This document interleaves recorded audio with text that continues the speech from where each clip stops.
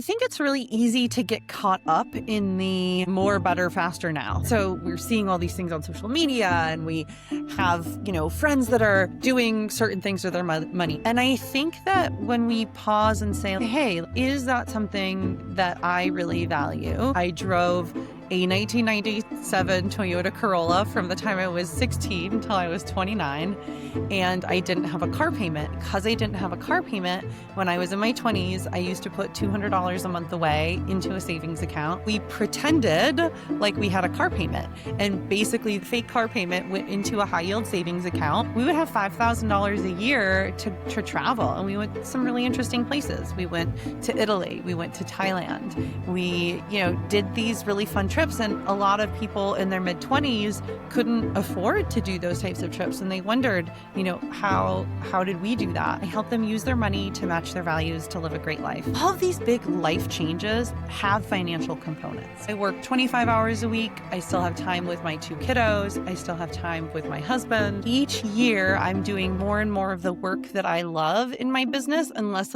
of the work that I don't like so much. Sophia, welcome to the podcast. How are you doing today? I'm great. Thanks so much for having me. Yeah. So I'm going to just jump right into it. Can you tell us about what you do, who you do it for, and then why do you do it? Yeah. I'm Sophia Bera Daigle. I run the company Gen Y Planning, and it is geared towards helping millennials with their money. A lot of our clients are in their 30s and 40s, so older millennials, younger Gen X, and I help them use their money to match their values to live a great life.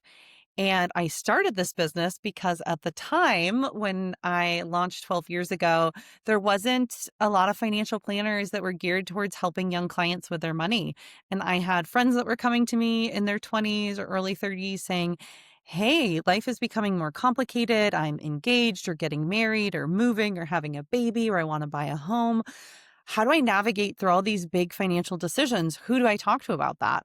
And I didn't have a good answer for who to send them to. And so I worked at a couple different financial planning firms. I got my feet in the door at a few different places, and I decided after a year of working at a startup and working with hundreds of clients across the country that I was ready to launch my own firm so that I could help more young people use their money in ways that really meant a lot to them, and in a way that I could relate to as well.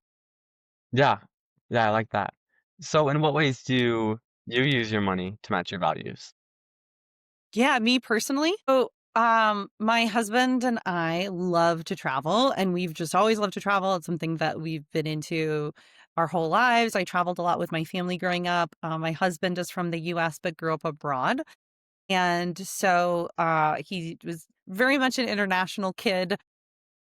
As soon as we met, we were like, we really want to live abroad someday as a family. We really want to travel a lot with our family. And so each year we take usually a big international trip and then also some smaller domestic trips as well, usually to visit friends or family. My cousins live in Connecticut, and I have a ton of cousins out there because my mom is from a family of 6 kids, and some of her kids had multiple kids. And now it's really fun to get all the little cousins together and see them run around. And so each year we usually do a trip to Connecticut to see my family, as well as an international trip. Some of the places we've been that we love are Bali, Costa Rica, Mexico. We're doing a Mexico trip for Christmas this year, as That's fun. well as Colombia. We did that a few years ago for my 40th birthday. So travel is a big way that we use our money. Also, just building up emergency savings, carrying very little debt, besides debt that's related to our home. So those are some ways that we really, use our money to match our values. Yeah. I like that. And why should someone make sure that the way they're spending matches their values instead of just spending whatever they want whenever they want? Yeah, great question. I think it's really easy to get caught up in the more, better, faster now, right? So we're seeing all these things on social media, and we have, friends that are, doing certain things with their money. Maybe it's buying a new car. And you might say, oh, do I need a new car now? What does that mean for me? And I think that when we pause and say, like, hey, like, is that something that I really value? Or is a car to me just a place to get from point A to point B and stay safe while doing that, right? So maybe you don't want to drive a super old car, but maybe you're willing to drive a used car that's still really safe to get from point A to point B, and that may free up more money to go towards other things like building your emergency savings, saving money for travel, because you might have a significantly smaller car payment than your friends, or you might have no car payment because you're able to save, purchase a car in cash, and not have to finance that debt.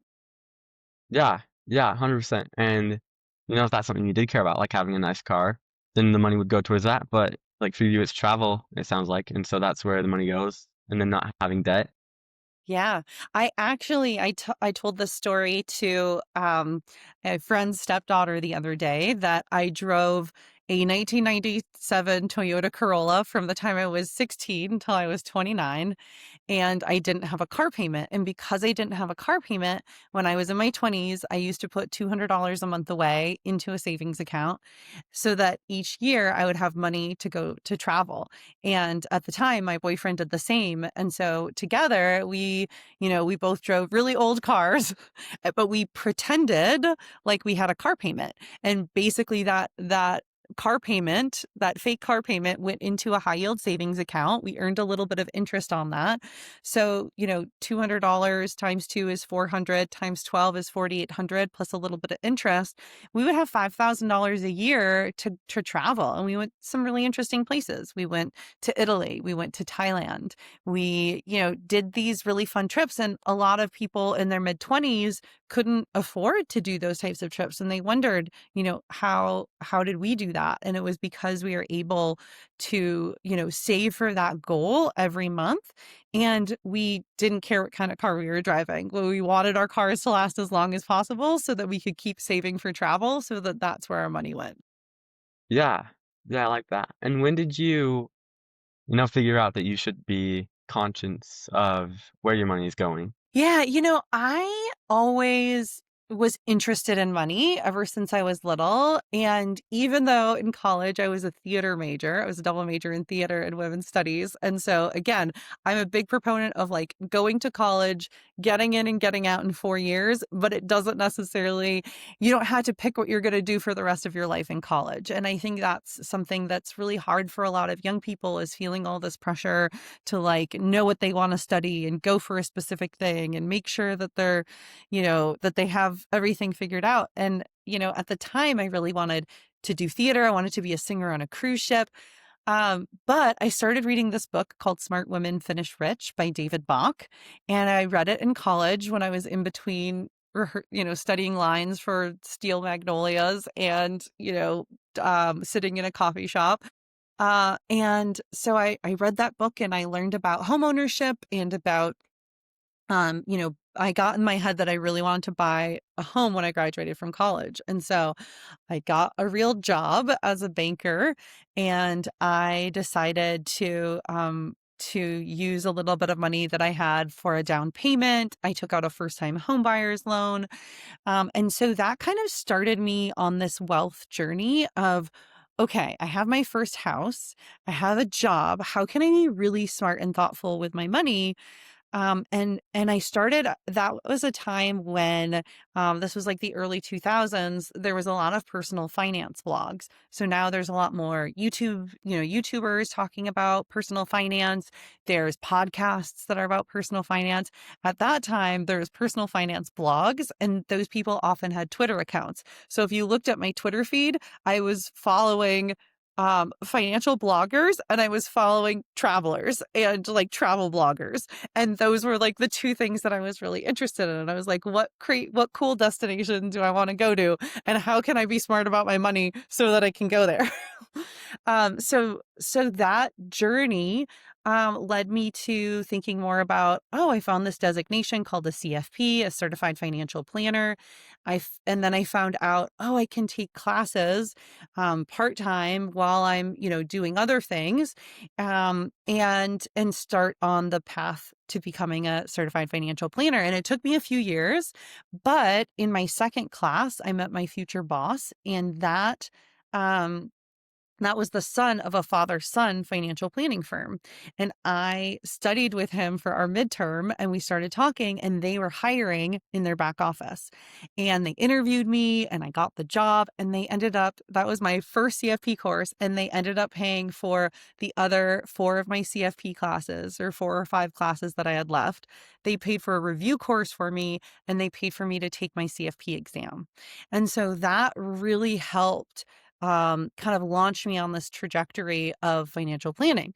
But at the time, a lot of traditional firms were working with older clients. A lot of your client base is, mid 50s to mid 80s. And I just felt like I couldn't relate to a lot of these people. And while it was really fun, helping, seeing these little ladies come in, or seeing these couples retire and whatnot, I really wanted to help my generation. And so that's kind of what led me down the path of figuring out, okay, I might need to switch firms in order to get more experience and figure out how I can do that. Yeah, yeah. And where did you learn that, like, did you just naturally see that there was a market gap and that would be good to fill? Because that's a business principle that if there's a market gap, like a generation that doesn't have financial planning, did you just naturally see that, or is that something you had learned through like studying business at all? Yeah, no, I haven't studied business very much, Sam. So my husband Brian has an MBA. I do not have an MBA. I do not have a graduate degree. I've just had this one business for 12 years. And so I didn't know that that was even, like you said, called a market gap. Like, I wouldn't have used that language because I didn't even know that was a thing. I just knew that I had friends coming to me asking me financial questions and saying, "Okay, so you can help me?" And I'm like, "Well, no, I can't, because like the firm I work at, you have to have like $500,000 in assets." And so, and what I didn't like about that model was, for young people, it wasn't like they did something wrong. It was that they literally didn't have time on their side to accumulate $500,000 in assets. So who is going to help them? Like, why did you have to like kind of, make up your own path and hopefully get to a point where 10 years from now, 15 years from now, 20 years from now, you have $500,000 in assets, and now the average firm will work with you? I just thought that that was really just didn't make sense. And so the model, when I basically, I worked at this father and son financial planning firm for about 2.5 years. Then I switched firms and I worked with my mentor for about 2.5 years. And I moved from a fee-based firm to a fee-only firm. So just different models in terms of how they were charging. I was also able to sit in on a lot more meetings. I was my mentor, Scott Oath's right-hand person. I learned a ton from him. And I really got to see, like, how are meetings being run? What kinds of questions do people have? How is Scott able to answer so many questions on the fly? I was so nervous about launching my own firm because these clients had great questions, and I was like, "Oh, what if I don't know the answer? What do I do?" And he really helped calm my worries and said, "Sophia, you've built a really great network over the last 5 years. You will know like who to ask." To say, "Hey, that's a great question. I want to look into that a little bit more before I get back to you with an answer." And I realized, like, oh, that's okay to do, which was really good for me to see. Um, and after getting that experience at those two firms, I decided to kind of take a leap of faith and work at this startup in New York remotely. And I took this job with a company called LearnVest, which at the time was one of the first like robo advisors. They were later bought out by Northwestern Mutual. I wasn't there for that. But also at the time, they were geared towards helping women in their 20s to their 40s with their money. And I thought, oh, this is really interesting because I have this women's studies background. And I have noticed so many of my friends coming to me with their money questions and haven't known where to go. Maybe the startup will help kind of like bridge that solution and be that solution. Like, maybe I really thought, Sam, I was like, this is my dream job. I'm not going anywhere. And then I realized startup life is really hard. I was this little Minnesota girl, and I just did not have it out to work 50, 60-hour weeks. Like, that was just I didn't know that anyone would be like, want me to be in front of my laptop at 7 p.m. on a Tuesday. That was just not something that was like part of Midwestern culture. And so I was like, I can't, like, I'm literally burning out and I'm 29 years old. Like, this is insane, right? I'm like, I can't, I just can't like keep going. And I commend, I have clients that work at startups. And some of them have cultures like that, and some of them don't have cultures like that anymore, which is great. Um, no one works as hard as my New York clients. There's a lot of New York startups where that's still very much part of the culture. Um, and so I really was like, okay, I probably talked to 700 clients across the country in that 1 year, Sam. Like, that's how much I was on the phone. Like, it was insane. But what I realized is like, man, my sweet spot is really helping people in their 20s and their 30s with their money. And what was cool about that model was it was kind of like they tried a couple different, because startups can experiment with things. They tried a couple different pricing models, right? They tried like a one-time plan fee that you'd pay. They tried a plan fee with a monthly retainer. They weren't in RAA, so they didn't manage assets. So they weren't doing that asset management piece. And I realized, I definitely want to do that because my clients are coming to me saying, hey, what do I do with my old 401k? Or if I want to start a brokerage account, where do I do that? How do I do that? And I couldn't do that with clients at LearnVest. And so that kind of prompted me to be like, hey, I think I want to do this on my own because I'm have to kind of gear my advice to more educational advice at LearnVest. And while that's great, it only gets us to a certain point. And I really want to be able to match, clients with an estate planning attorney, a CPA if they need one, help them start an investment account, help manage their, help them with rollovers, rolling over old 401ks to IRAs, doing Roth conversions, those types of things. So at the time, when I decided to launch my firm, I joke, Sam, that I'm an accidental entrepreneur. I was not planning like I will start this business. I was frustrated because I didn't know where I could help clients my age with their money. And I thought it was the startup, but I was working insane hours and I was still realizing, oh, but I can't help them with investments and I can't help them with referrals. And those are two big pieces of planning that I really want to be able to help them with. And so that brings me back to my mentor, Scott, who my last job was with. And I went out to Scott. I went out with Scott the day before my 29th birthday. And I had started interviewing like a little bit at local financial planning firms in Minnesota, was living there at the time. And I wasn't excited about it. I wanted a job I was excited about. I wanted to feel like, man, I'm really helping people and it's so fun to like see them reach their goals and see them buy their first house and see them, start a family in a 529 plan and see that, and be able to like help them on this big journey that they're on, because all of these big life changes have financial components. So anytime there's a major life change, whether it's a wedding, right? You're getting married, weddings are expensive. Honeymoons are expensive. And then like, what's next? Buying a home, maybe starting a family. Um, those all have financial implications. And I really wanted to see people do that. I was not excited about working at a local firm with a sister trust company and a CPA firm and, helping a lot of baby boomers get richer, right? Like, it ultimately wasn't like, oh, this feeds my soul. It was like, oh, that's not quite what I want to do. So I went out with Scott and he said, well, what do you want to do? And I said, well, I really want to help young clients with their money. And I want to call it something like Gen Y planning. And I want to charge an upfront planning fee followed by a monthly retainer. And I want to be able to manage a little bit of assets, but not have that not have a minimum where it's like a huge deal if you don't have enough money. And he was like, well, why don't you do that?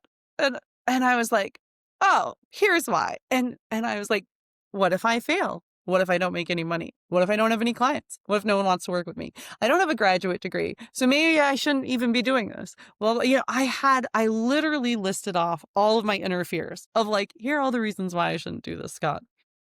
And he said to me something really important, which I share with a lot of younger people when I'm talking to them about kind of stepping out on their own and deciding to make the leap into entrepreneurship. He said, "What is the worst thing that can happen?" And after listing out all my fears, he said, "No, Sophia, the worst thing that can happen is you'll have to get a job in financial planning."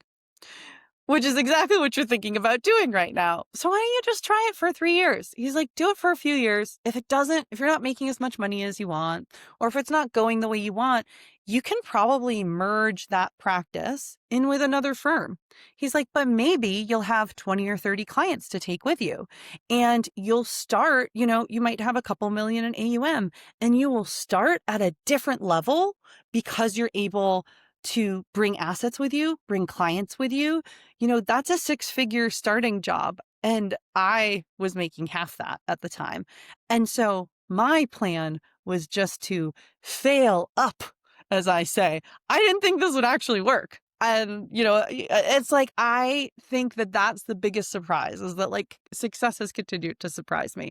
I did not, now you're like, oh, so you saw that market gap and then you're like, oh, I'll just fill that market gap. And, you know, I didn't see it like that. I saw this is a real risk and I don't know how people are going to find me. And so I started blogging and I started getting interviewed by reporters because I had made some really good contacts at LearnVest, and that reporting team, some of those people left and they took jobs at Forbes and Bankrate. And so I started getting quoted in Forbes with my little baby business, but then people were coming to my website, and then I was having links back to, Gen Y Planning, Sophia Bera, financial planner for millennials.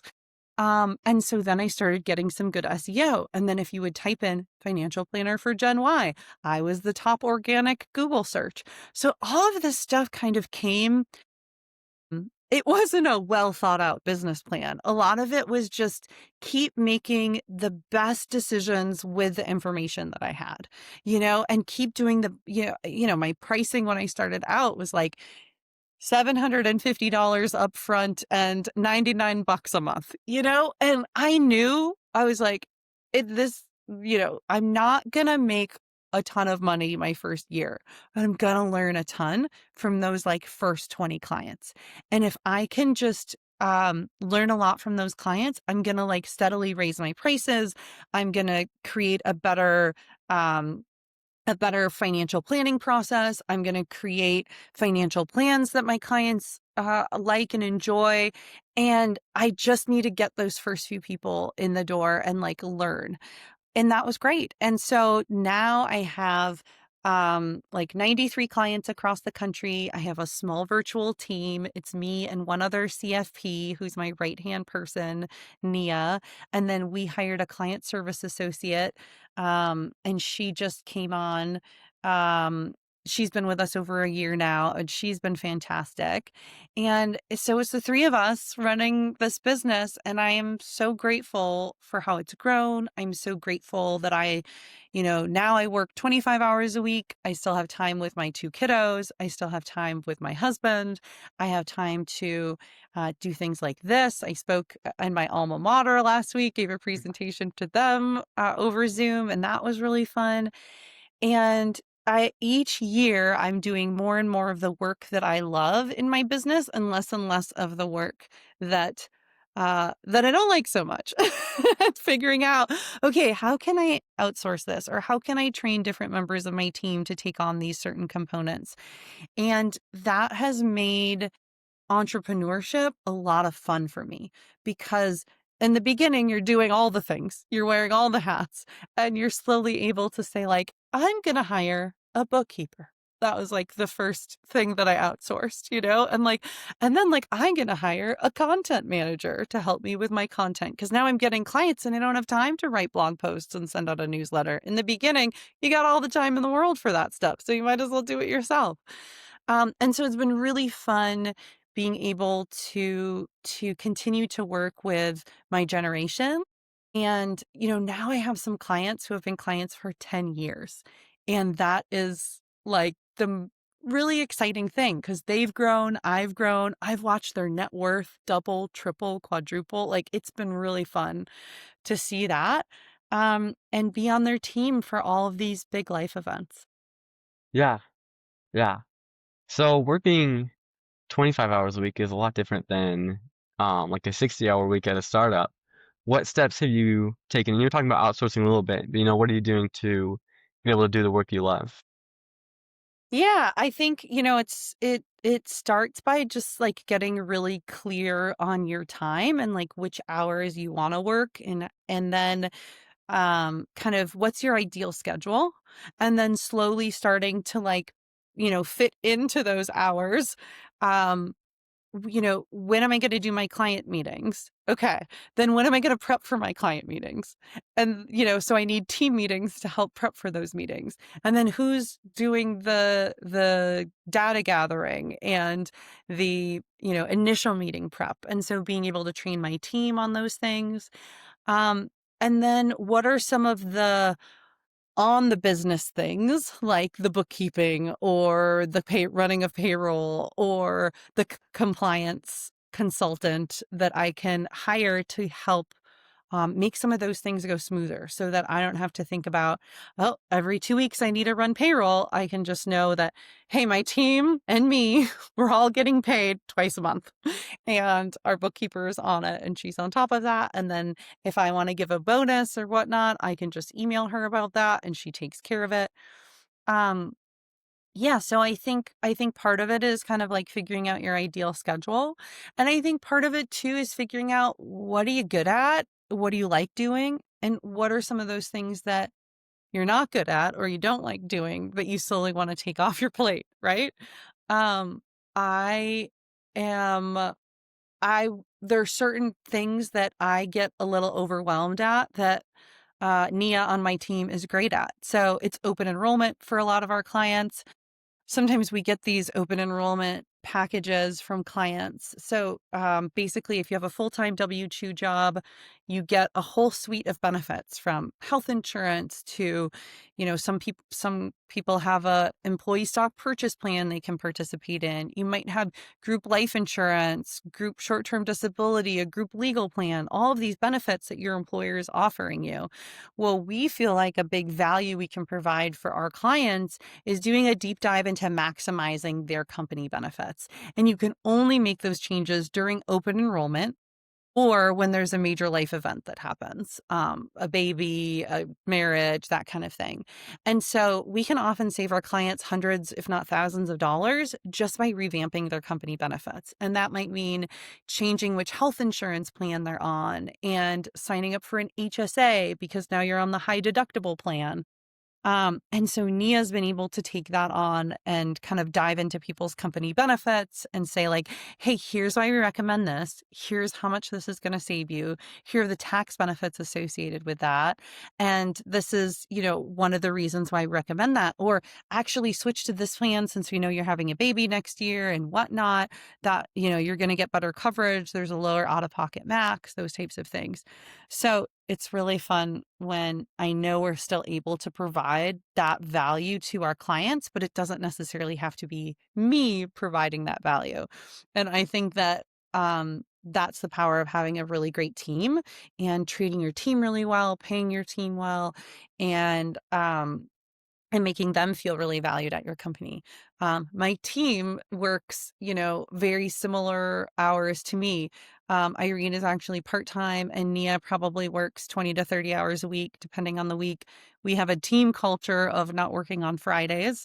And that's something that we kind of got to do because the business is at a place where we can do that. And, it was a lot of hard work early on. And then it was, slowly kind of crafting, what my ideal was. But a few years ago, when I hired Nia full time, I was like, I really want to stop working on Fridays. I'm exhausted. I want more time with my family. I want more time for myself on Fridays.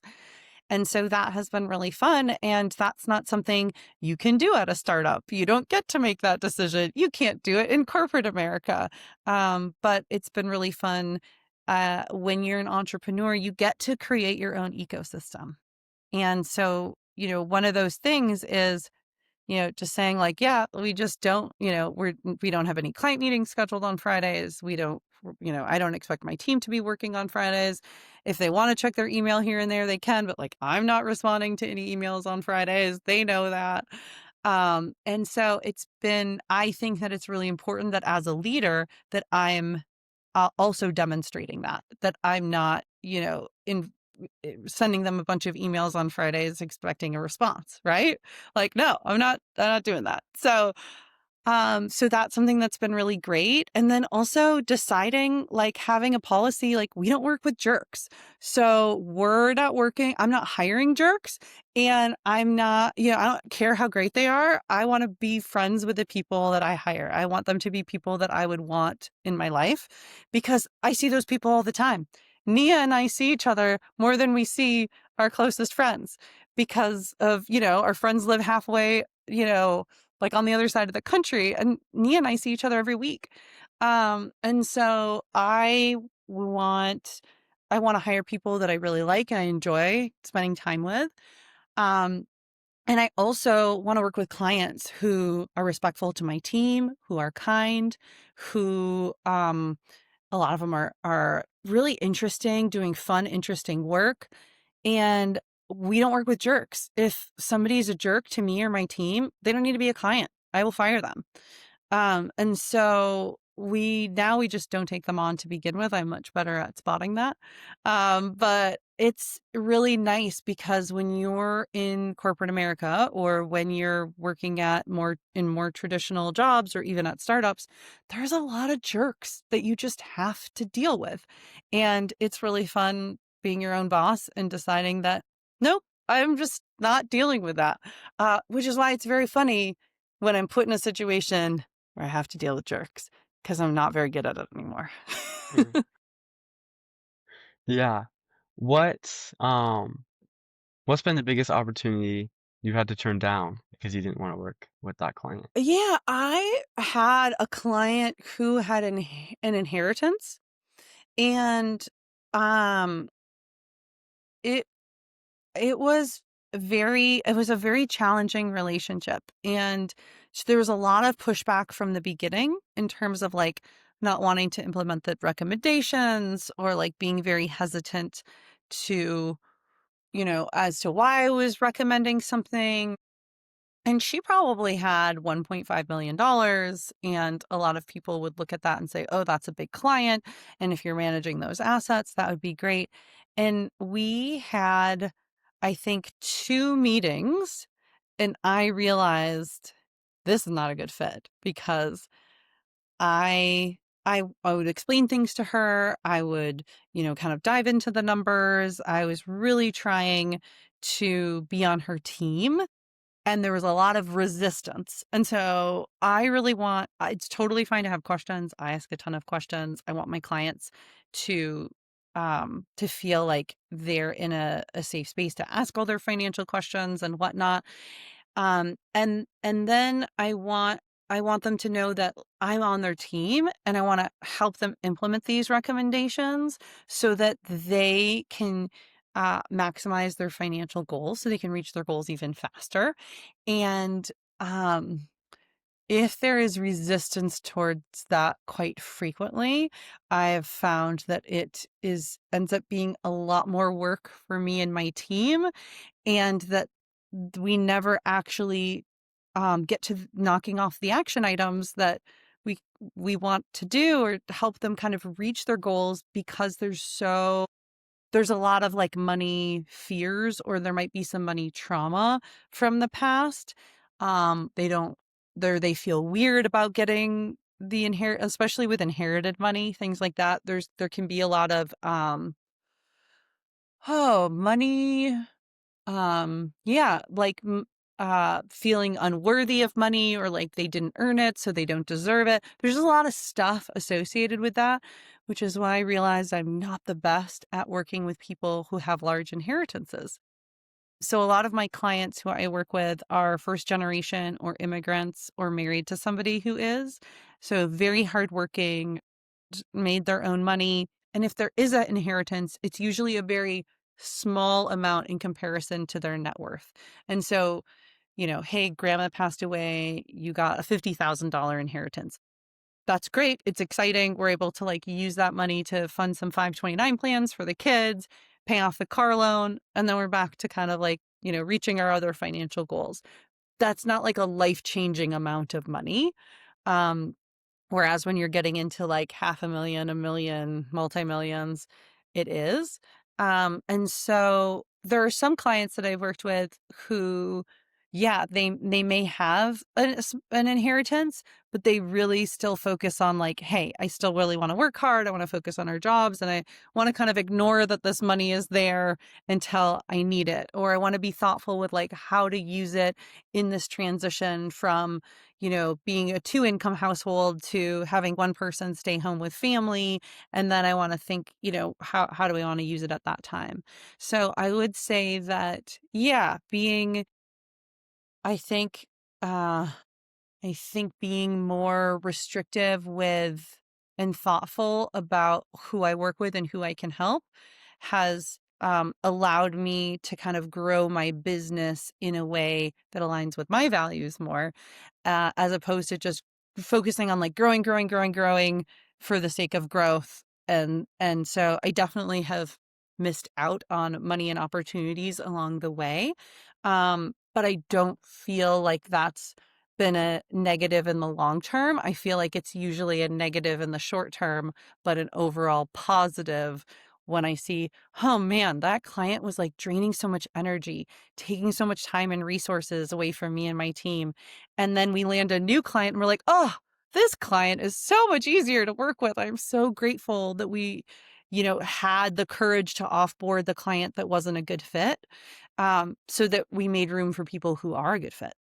So that's one Yeah. big thing that I've really learned in my business. Yeah.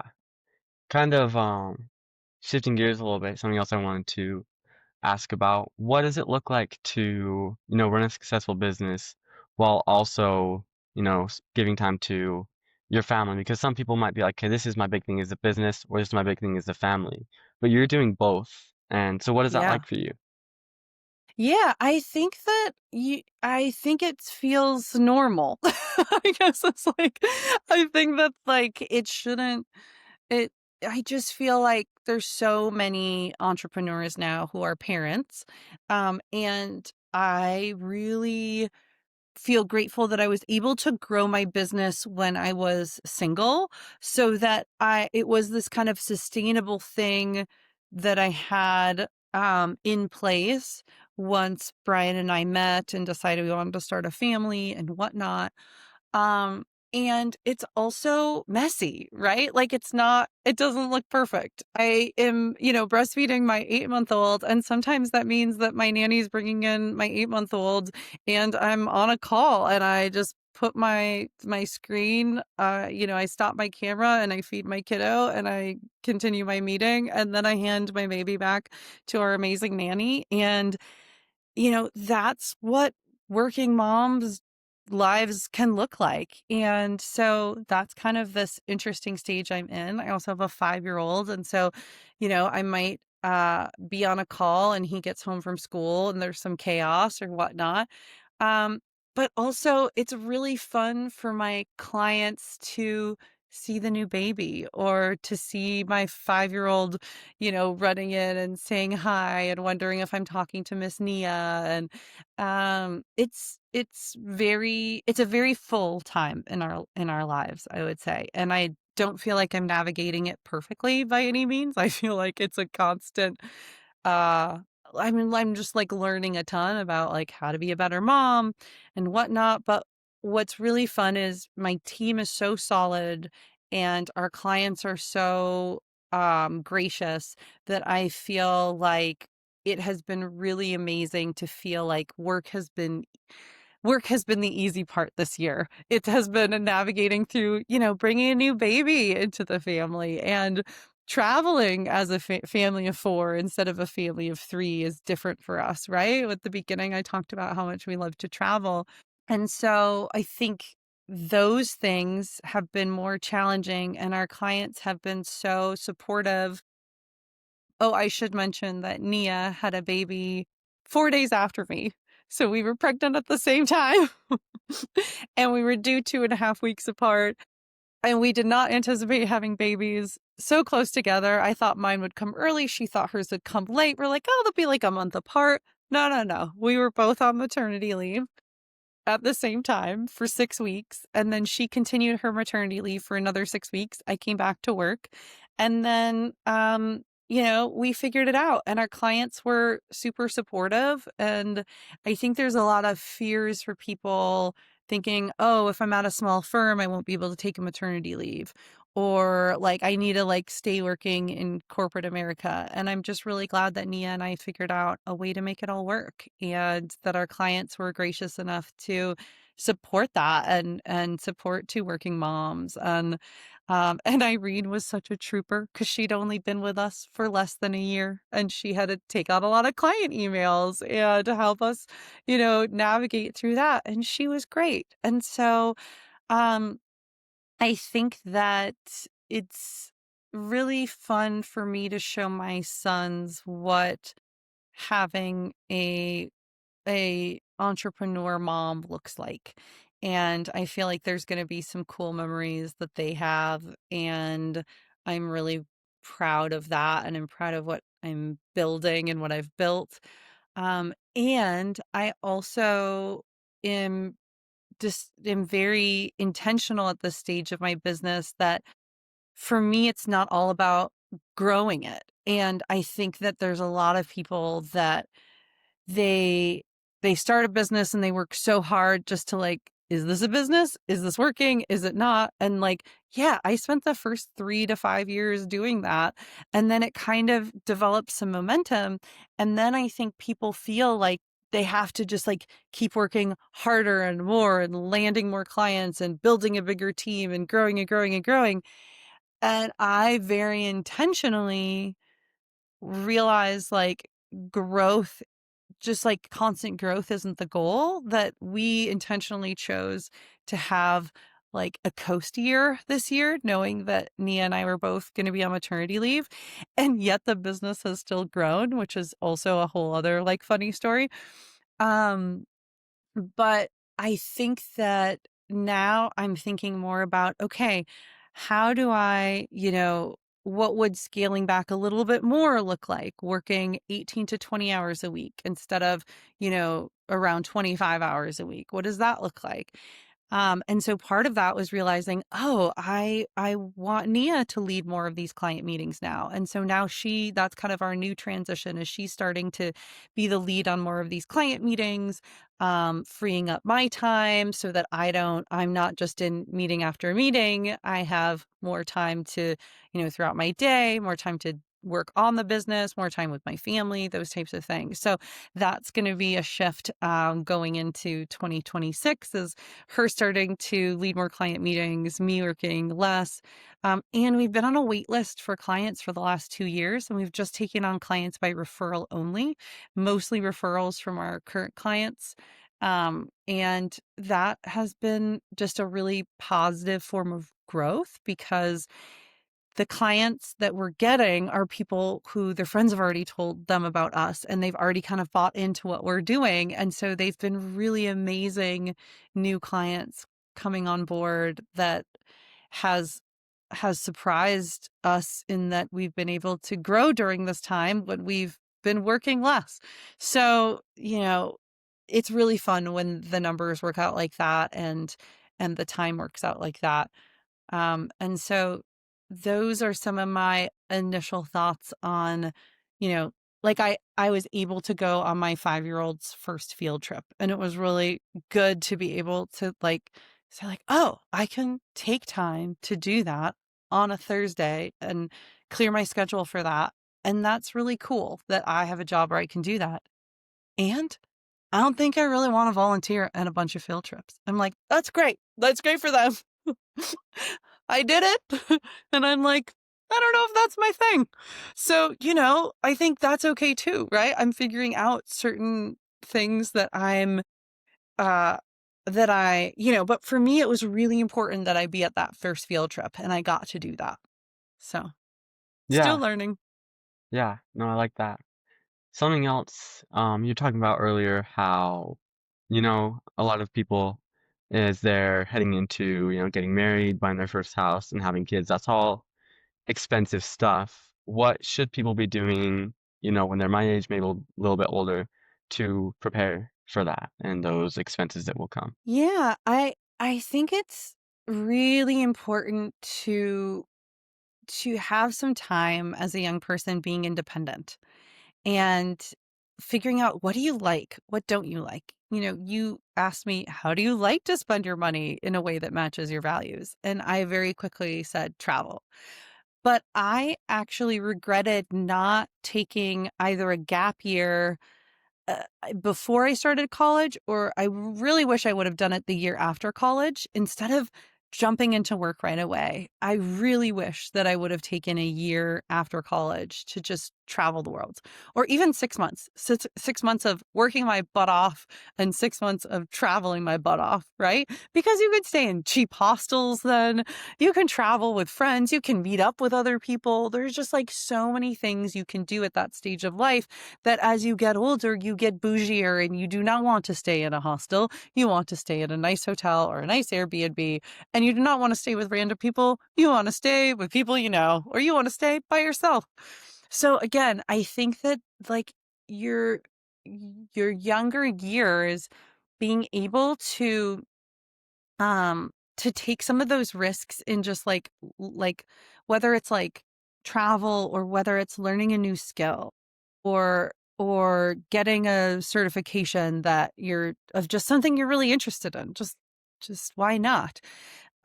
So I think doing some exploring your interests more in when you're young and kind of traveling that path of, you know, just finding those things you're interested in, taking time for hobbies, taking time for exploring, hey, is that hobby actually something that I might be interested in pursuing a career in? Giving yourself time for that, I think, is really important before rushing into all of these life decisions. Um, and so that's something. I also think being really conscious about credit card debt. I think that a lot of college students don't take credit card debt seriously enough and think that, oh, it's just normal and you just have that. It is not something that you want to be normal, because let me tell you, it is much easier to pay off $2,000 in credit card debt when you're 20 than $30,000 of credit card debt when you're 30. And you might be married, or you might have a house by then, or you might have other financial obligations that make it a lot more difficult to aggressively pay off that debt. And now it's multiplied, right?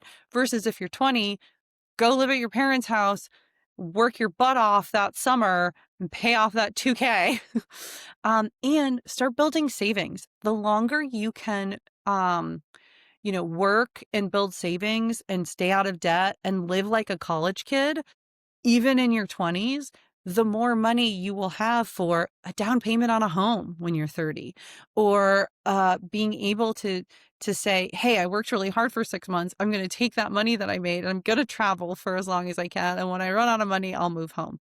Now, I say that knowing that not everybody has the safety net of having family that they can fall back on, that they can move home to and whatnot. So that in itself is a privilege. If you have parents that are like, yep, you can live here rent free as long as you want, you might want to really take advantage of that, especially if you have a job where you're able to say like, hey, I want to just like live at home, save a bunch of money, and then use that to kind of launch you into that next phase.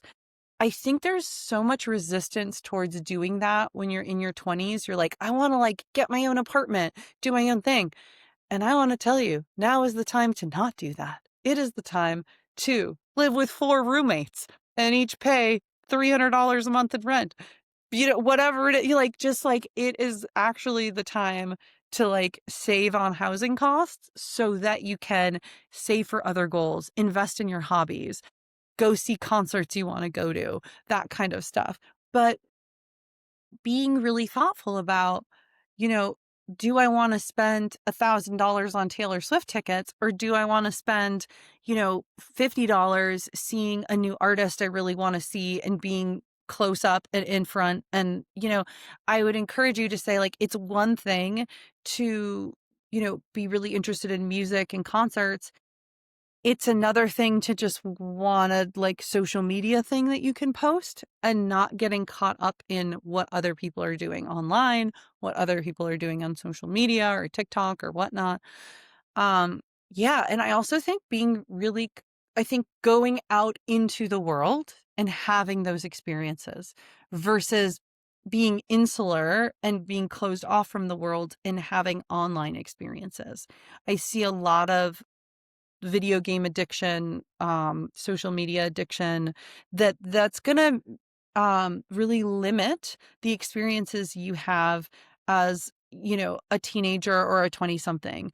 I think that people who are really living full adventurous lives are those ones that are, you know, working a job here and travel, saving up for a big trip with their friends and volunteering and doing, different hobbies or whatnot. They have something that's their thing. It doesn't have to be all those things, but it's like, hey, I really love music, or I really love art, or I really, love to travel, and like putting time and energy and effort into doing those things out in the world and not just consuming them online, or being in their own world doing those things. Does that make sense? Yeah, no, that makes a lot of sense.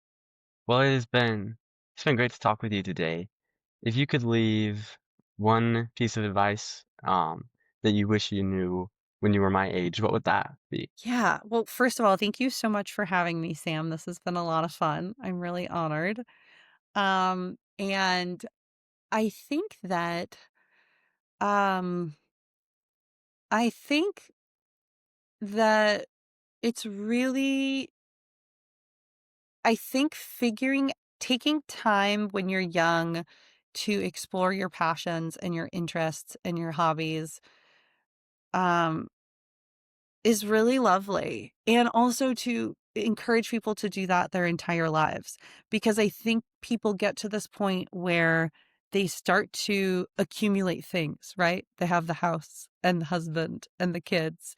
And then they stop exploring their own hobbies and interests and things that they're interested in.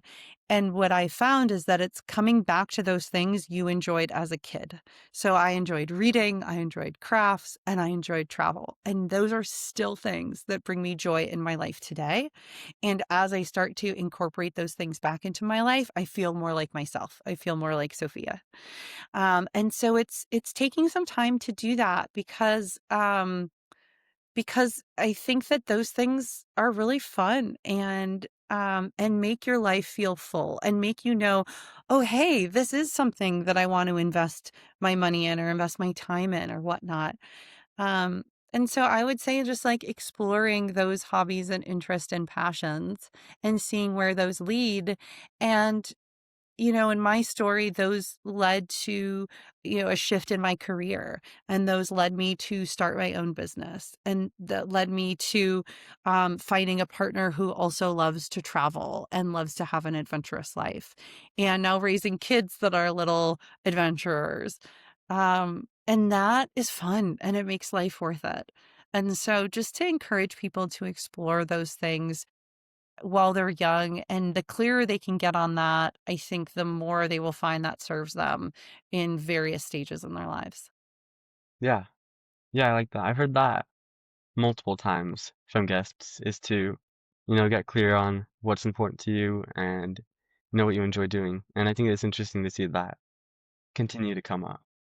Yeah, and I think Oprah said you can have like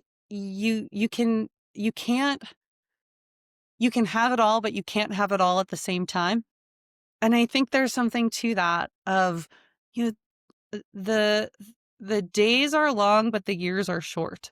And we often tend to overestimate what we can do in a day and underestimate what we can do in a year or in a decade. And so I think that keeping that in mind, that sometimes we get so hyper focused while we're young of like, I have to do it all right now. It's like, you can't do it all right now, but you can do it all over a longer period of time. You can do a lot in a year. You can do a lot in 3 years, 5 years. Um, And so how do we kind of keep focusing or refocusing on those things that we want, whether it's a goal we're trying to reach or, a skill we're trying to learn. I think that there's a lot that we can do when we give ourselves a little bit more time to do that and then work backwards and figure out, okay, this is when I'm going to practice the skill, or this is how much money I'm going to save up every month to go on this trip. Um, but not getting caught up in those periphery things that aren't as important. Yeah, yeah. Well, thank you for coming on today. This has been great to have you. Thank you so much. You're so welcome. Thank you so much. I really appreciate it. Yeah, thank you.